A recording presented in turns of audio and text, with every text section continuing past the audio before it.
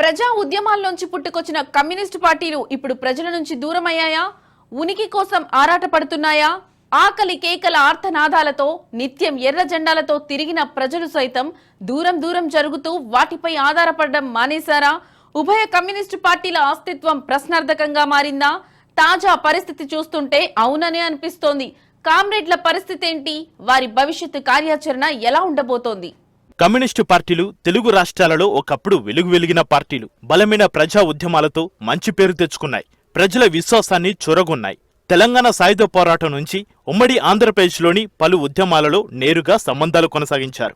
ఆదర్శాలకు, విలువలకు ప్రాణం పెట్టేవారుగా ముద్రపడ్డారు. తెలుగు ప్రజలకు కూడా కమ్యూనిస్టు పార్టీల పట్ల ఎంతో సానుభూతి ఉంది. అయితే ఇదంతా గతం అనిపిస్తోంది. ఆ కీర్తి కూడా గత వైభవంలా మారిపోతోంది.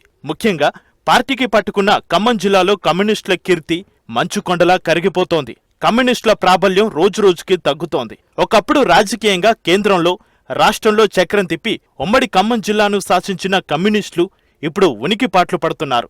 ఇటీవల జరిగిన లోక్సభ, తెలంగాణ, ఏపీ అసెంబ్లీ ఎన్నికలలో కమ్యూనిస్టు పార్టీల మనుగడ ప్రశ్నార్థకంగా మారింది. ఓటు బ్యాంకు రాజకీయాలలో కమ్యూనిస్టు పార్టీలు సత్తా చాటుకోలేక చతికిలబడ్డాయి. 2 దశాబ్దాలుగా వామపక్ష పార్టీలైన సిపిఐ, సిపిఎం, సిపిఐ ఎంఎల్ పార్టీల ఉనికి తెలుగు రాష్ట్రాలలో లేకుండా పోయే పరిస్థితి ఎదురైందనేది ఓపెన్ సీక్రెట్. జాతీయ పార్టీలైన కాంగ్రెస్, భారతీయ జనతా పార్టీలకు వ్యతిరేకంగా ప్రాంతీయ పార్టీలతో చేతులు కలిపిన కమ్యూనిస్టు పార్టీలు వాటి మనుగడకే ముప్పు తెచ్చుకునే పరిస్థితి వచ్చినట్లు టాక్. ప్రధానంగా తెలంగాణలో ఖమ్మం, నల్గొండ, వరంగల్, కరీంనగర్, ఆదిలాబాద్ జిల్లాలలో కమ్యూనిస్టుల ప్రాబల్యం ఉండేది. మంచికంటి రామకిషన్రావు, చిర్రావూరి లక్ష్మీనరసయ్య, పేరవల్లు వెంకటరమణ, ఓటికొండ నాగేశ్వరరావు, సర్వదేవపట్ల రామనాథం, శేషగిరిరావు, పర్సా సత్యనారాయణ, మొత్తూరి హనుమంతరావు ఇలా ఎంతోమంది వామపక్ష నాయకులు ఖమ్మం కేంద్రంగా వామపక్ష భావజాలాన్ని ప్రజల్లోకి తీసుకెళ్లారు. ఆ జిల్లాలో కమ్యూనిస్టు పార్టీలకు తమదైన ఓటు బ్యాంకు ఉండేది. అయితే ఇటీవల కాలంలో ఆ ఓటు బ్యాంకు చెల్లాచెదురైందని కమ్యూనిస్టు పార్టీ నాయకులు అంగీకరిస్తున్నారు. జిల్లాలో కమ్యూనిస్టుల పార్టీలకు మంచి క్యాడర్ ఉండేది. ఆ జిల్లాలలో ఇప్పటికీ కమ్యూనిస్టు పార్టీల సానుభూతి పరులు భారీ సంఖ్యలోనే ఉన్నారు. అయితే ఇప్పుడు పరిస్థితి తారుమారైంది. దీనికి కారణం ఓటు బ్యాంకు రాజకీయాల పట్ల ఆసక్తి పెంచుకున్న కమ్యూనిస్టు పార్టీ నాయకులు ప్రజా ఉద్యమాలు విస్మరించడంలో విఫలం కావడమేనని రాజకీయ విశ్లేషకులు చెబుతున్నారు. దశాబ్దాల చరిత్ర కలిగిన వామపక్ష పార్టీలు ఇటీవలే కొన్ని రాజకీయ పార్టీల ముందు సీట్ల కోసం చేతులు కట్టుకుని నిలబడ్డారని, 1.5 సీట్లతో సర్దుకున్నారని, ఇది ఆ పార్టీల తిరోగమనానికి సూచిక అని రాజకీయ విశ్లేషకులు అభిప్రాయపడుతున్నారు. దాదాపు 100 ఏళ్ల చరిత్ర కలిగిన సిపిఐ ఒక సైద్ధాంతిక పార్టీయే. ఈ విషయంలో ఎలాంటి సందేహం లేదు. దాని నుంచి పుట్టుకొచ్చిన సిపిఎం పార్టీకి సైతం స్పష్టమైన సిద్ధాంతమే ఉన్నది. కానీ దానికి తగిన ఆచరణలో ఆ రెండు విఫలమైనట్లు కనిపిస్తోంది. మారుతున్న సామాజిక, ఆర్థిక పరిస్థితులకు తగినట్లుగా ఫంక్షనింగ్ మారలేదు. పూర్తిగా ఎన్నికల రాజకీయాలు మునిగిపోయి మనుగడ కోసం పాటలు పడుతున్న పరిస్థితి నెలకొన్నట్లుగా టాక్. ఒకప్పుడు తమకు అన్యాయం జరిగితే కమ్యూనిస్టు పార్టీలు తోడుగా ఉంటారనే ఆశలుండేవి. ఎర్ర జెండాను పెద్ద అండగా భావించేవారు. సమస్యలను మొరపెట్టుకోవడానికి ఆ పార్టీల నేతలను ఆశ్రయించేవారు. కానీ ఇప్పుడు ఆ 2 పార్టీలపై ప్రజలకు ఎలాంటి ఆశలు, భ్రమలు లేవు. గత ఎన్నికల్లో కమ్యూనిస్టు పార్టీలు సొంతంగా పోటీ చేసి గెలిచే పరిస్థితులు ఇప్పట్లో కనిపించకనే పొత్తులకు జై కొట్టాయని చెప్పకనే చెప్పవచ్చు. అందుకు ఉదాహరణగా ఉమ్మడి ఖమ్మం జిల్లాలో సిపిఐ పొత్తులో భాగంగా కొత్తగూడెం అసెంబ్లీ సీటు గెలుచుకుంది. ఇక సిపిఎం గత అసెంబ్లీ ఎన్నికల్లో బొక్కబోర్లా పడింది. కనీసం డిపాజిట్ గల్లంతేందంటే పరిస్థితి ఎలా ఉందో చెప్పనవసరం. కేంద్రంలో అధికారంలో ఉన్న బీజేపీతో పాటు ప్రధాన ప్రతిపక్షం కాంగ్రెస్, తెలుగుదేశం, బీఆర్ఎస్ లాంటి పార్టీని బూర్జువా పార్టీలనేది ఉభయ కమ్యూనిస్టు పార్టీల భావన. ఒకప్పుడు కాంగ్రెస్ పార్టీ మద్దతు, పొత్తు కోసం సిపిఐ, సిపిఎం వెంటపడేవి. ఇప్పుడు ఆ పార్టీలకు అంత సీన్ లేదు. బూర్జువా పార్టీ అంటూ విమర్శిస్తూనే దాని పంచన చేరడానికి తహతహలాడుతున్నాయి. బీజేపీని మతతత్వ పార్టీ అంటూ విరుచుకుపడే కమ్యూనిస్టులు జాతీయ స్థాయిలో కాంగ్రెస్ కు దగ్గరయ్యాయి. కానీ రాష్ట్ర స్థాయిలో మాత్రం విరుద్ధ వైఖరితో అధికార బీఆర్ఎస్తో చేతులు కలిపాయి. చివరకు తోక పార్టీ అని విమర్శించిన కేసీఆర్కే తోక పార్టీలుగా మారి అపవాదును మూటకట్టుకున్నాయి. ఇందులో నుంచి బయటపడేందుకు లోక్సభ సార్వత్రిక ఎన్నికల్లో కాంగ్రెస్ పార్టీతో సిపిఐ జతకట్టి ఒక ఎమ్మెల్యే సీటును కైవసం చేసుకుంది.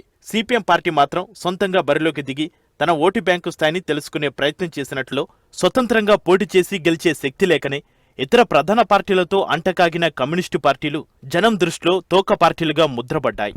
ఈ పరిణామాలను ఎర్రజెండా అభిమానులు, కార్యకర్తలు, ముఖ్యంగా కార్మికులు ఇది జీర్ణించుకోలేకపోతున్నారు. అయితే పార్టీల నిర్ణయాలను కాదనలేక, అలాగని విమర్శించిన పార్టీలతో ఎన్నికల సమయంలో కలిసి మనస్ఫూర్తిగా పనిచేయలేక క్యాడర్ మదనపడుతున్నారట. కర్ణుడి చావుకు 1,00,000 కారణాలు అన్నట్లుగా కమ్యూనిస్టులు రాజకీయంగా వైఫల్యం చెందడానికి గ్రౌండ్ లెవెల్స్ లో రకరకాల కారణాలు కనిపిస్తున్నాయి. పూర్వపు రోజులో నిఖార్సైన ప్రజా ఉద్యమాలు చేసి తద్వారా పార్టీ సిద్ధాంతాలు తెలియజెప్పి పటిష్టంగా పార్టీ నిర్మించారు. ప్రజాబలంతో ఎలాంటి ఎన్నికలనైనా సునాయాసంగా ఎదుర్కొని రాజకీయాలను శాసించారు. అయితే కాలక్రమేణా తప్పటడుగులు వేసి రాజకీయ తెరపై కనుమరుగవుతున్నట్లు టాక్ వినిపిస్తోంది. కమ్యూనిస్టు పార్టీలు రాజకీయ తెరపై క్రమేపీ కనుమరుగు కావడానికి స్వయంకృత అపరాధమా లేక ప్రతికూల పరిస్థితుల ప్రభావమా అనే విషయం పక్కన పెడితే నేటి పరిస్థితుల్లో ఖరీదైన ఎన్నికలను తట్టుకోవడం కమ్యూనిస్టులకు భారంగా ఉందని చెప్పక తప్పు. ప్రజా సమస్యలపై నిత్యం పోరాటం చేస్తున్న లెఫ్ట్ పార్టీలకు రోజురోజుకు ప్రజాదరణ కరువవుతోంది. దీంతో సొంత ప్రాబల్యాన్ని కాపాడుకోలేక జీవన్మరణ సమస్యను ఎదుర్కోవాల్సి వస్తోంది. ఇందుకు గత కాలపు తప్పిదాలేనన్న క్లారిటీ ఉన్నా వాటిని పూడ్చేందుకు ఎలాంటి కార్యాచరణ లేకపోవడం కూడా కుంగిపోయేందుకు మరింత దోహదం చేస్తోంది. ఇవన్నీ ఒకవైపైతే మరోవైపు కామ్రేడ్స్ పార్టీ అభివృద్ధిని మరిచి సొంత లాభం కోసం పాటుపడుతున్నారని, ఆ కారణంతోనే చాలా మంది పార్టీని వీడుతున్నారని ఇటీవల ఆరోపణలు వచ్చి పార్టీలపై వస్తున్న ఆరోపణలను ఖండించే విషయంలో మీడియాకే పరిమితమైపోతున్నారనే టాక్ ఉంది. బలమైన ప్రజా ఉద్యమాలతో ప్రజల్లోకి బలంగా తీసుకెళ్లే ప్రయత్నం చేయకుండా కేవలం మీడియాపైనే ఎక్కువగా ఆధారపడుతున్నారనే విమర్శలు ఉన్నాయి. ఎన్నికల్లో పోటీలోకి దిగకుండా పొత్తులతో సొంత పార్టీలను క్షీణింపచేసుకున్నారనే అభిప్రాయం ఉంది. కమ్యూనిస్టు పార్టీ పేరు ఎత్తగానే తెలంగాణ ప్రజలకు సాయుధ రైతాంగ పోరాటం గుర్తుకొస్తోంది. అన్యాయం, అణచివేత, ఆకృత్యాలు ఎక్కడుంటే అక్కడ ఉద్యమం రూపంలో ఉంటుందనే గుర్తింపు ఉండేది. ఉమ్మడి రాష్ట్రంలో విద్యుత్ ఛార్జీల పెంపునకు నిరసనగా విప్లవాత్మకమైన ఉద్యమాన్ని నడిపాయి. యూపీఏ ప్రభుత్వ హయాంలో కామన్ మినిమం ప్రోగ్రాం పేరుతో కాంగ్రెస్ పార్టీని నియంత్రించగలిగాయి. కమ్యూనిస్టు పార్టీల ఆగ్రహానికి గురికావలసి వస్తుందేమోనని కాంగ్రెస్ ఆచితూచి వ్యవహరించింది. ఇప్పుడు అదంతా ఒక గతం. అంతటి శక్తివంతమైన ఉభయ కమ్యూనిస్టు పార్టీలు ఓటు బ్యాంకు రాజకీయాల్లో ఓట్లు, సీట్లు సాధించలేక నామకే వాస్తేగా మిగిలిపోయాయన్న అపవాదును ఎదుర్కొంటున్నాయి. ప్రయాణం చేస్తే లెఫ్ట్ పార్టీలు క్రమంగా క్షీణించే ప్రమాదం లేకపోలేదు.